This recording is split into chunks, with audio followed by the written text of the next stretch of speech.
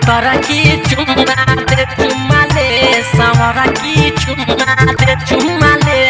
छौड़िया चुम्मा दे चुम्मा ले देना गो चुम्मा दे चुम्मा ले चुम्मा दे की बाजार चुम्मा दे चुम्मा ले चुम्मा दे छौड़िया चुम्मा दे चुम्मा ले देना गो ए ननयते नखरा देखाबै फसल में तरके आई सुलझाबै ए ननयते नखरा देखाबै फसल में तरके आई सुलझाबै प्यार दे प्यार ले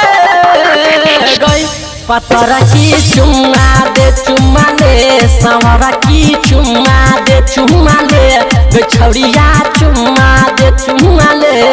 देना गो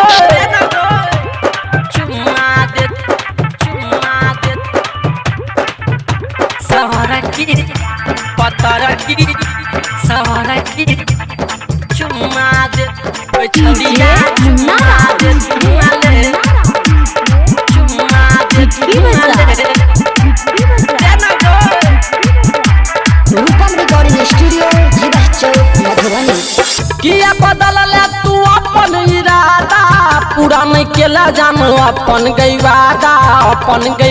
जान अपन गईवादा किया बदल ले तू अपन इरादा पूरा नहीं केला जान अपन गईवादा जान अपन गईवादा प्यार दे प्यार ले गई सावरा की चुम्मा दे चुम्मा ले पतरा की चुम्मा दे चुम्मा ले छौड़िया चुम्मा दे चुम्मा ले छौड़िया चुम्मा दे देना गो चुम्मा दे सावरा की पतरा की सावरा की चुम्मा दे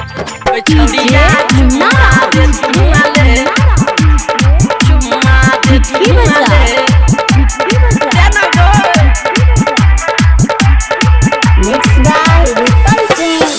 पहले के लाभर से मुँह मोर ले नबका भतार ले तू साथ छोड़ा देला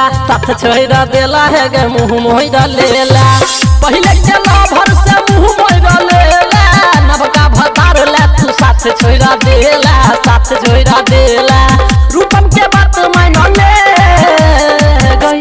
छौड़िया चुम्मा दे चुम्मा ले पतरा की चुम्मा दे चुम्मा ले सावरा की चुम्मा दे चुम्मा ले